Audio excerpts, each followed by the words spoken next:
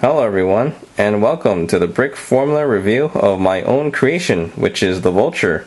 And this is inspired by the Terran Vulture from the PC game Starcraft II.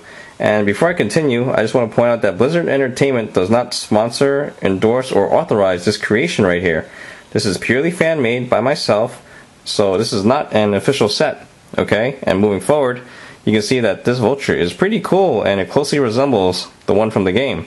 So I'll talk about what went into the design and the details, and I'll even talk about the playable features too. And here we go.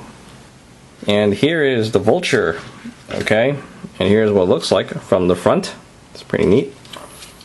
There's the top, and you'll notice that the engines here are not parallel. So if you play the game and you look at it from the aerial view, this is what you'll see, alright? I actually built them parallel the first time around, and I was wondering, why does it not look the same? And then I realized, oh, it's not parallel, so I had to build it this way, okay? And here is the back, there's the side, and there's the bottom. Now, if you were to search the Vulture on Google or Starcraft Wiki, okay, you will eventually find a picture that looks like this, okay? In the Vulture page, you'll see this picture about halfway down the page, okay? You can't miss it, it looks just like this. And you'll see that I pretty much have all the details there, okay? I got this little detail here on the side plate, I got the fin here, and this is sculpted pretty well in my opinion. And you'll notice that the pilot is pretty big, okay? His feet actually extends down to here, which is impossible for a Lego minifigure. So I worked around with it, and this is the best I could do, okay? You got the seat there, and this curves down to the black piece over there. And then if you follow the engine, you'll note that there is a little bit of red over here, and this part is in dark gray. And we'll have these parts over here. The only thing inaccurate about it are the exhaust pipes over here. Okay, you'll notice that the ones in the picture are a little bit bigger, and there's a bunch of holes here, which is also pretty hard to replicate in Lego form, okay? And in the end, I decided to choose this because it's a nice improvisation, and it has this curved piece over here, which is also hard to copy. Okay, so in the end, I'm really sacrificing the exhaust pipe with the holes over here, which is fine because, you know, this looks a lot better anyway, and I used other pieces like barrels and other cylinder pieces, and it just didn't look good. So this looks like a much more satisfying result. First, we'll take a look at the guns, which you can open up by pressing down over here, and it will reveal these two revolvers. Now, if you play the game, you'll notice that it's actually a much larger barrel that just pops out from the sides, and it has a huge recoil every time it pumps out a grenade. Well, something like that is really hard to replicate in Lego form.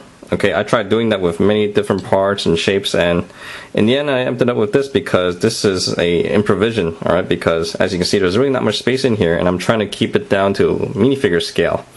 Okay, the only way that I can totally replicate that is if I make this like a Ultimate Collector's Edition, in which this thing would have to be 3 feet long, and I don't really want to do that. Okay, so this was pretty cool, and instead of popping out open, all it does is open and fire. So it's really close to the game, okay?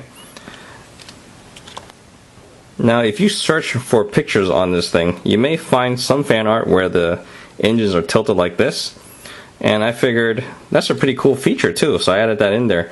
And if you look in the game carefully, every time you run over a bump or a hill in the game, you'll notice that these move slightly like that.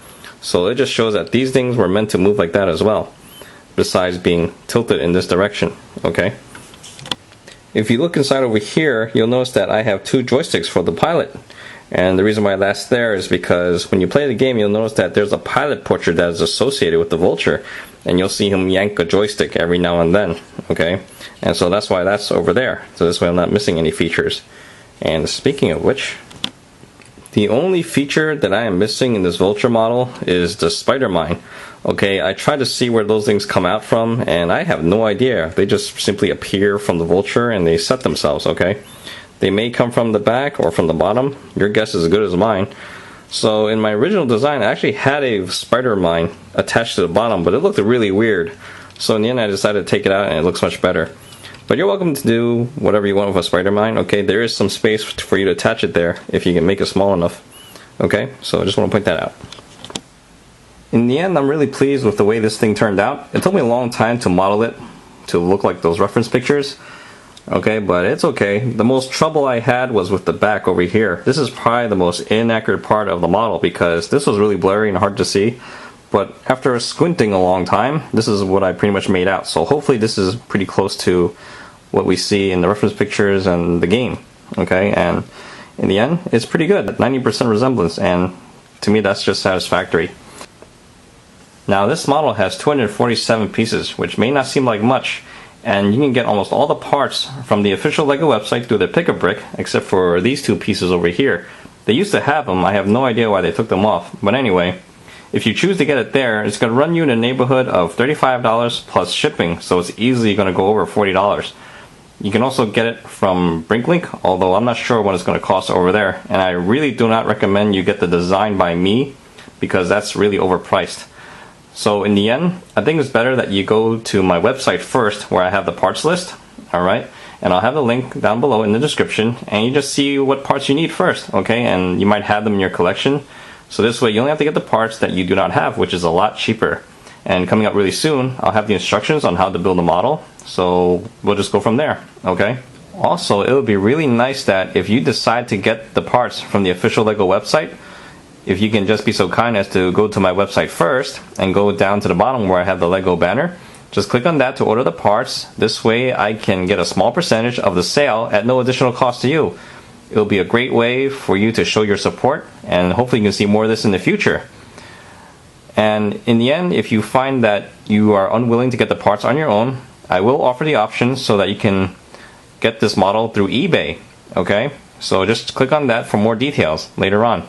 And that's it. That sums up my review. I hope you guys enjoyed the show, and I'll see you guys next time. Thank you for watching.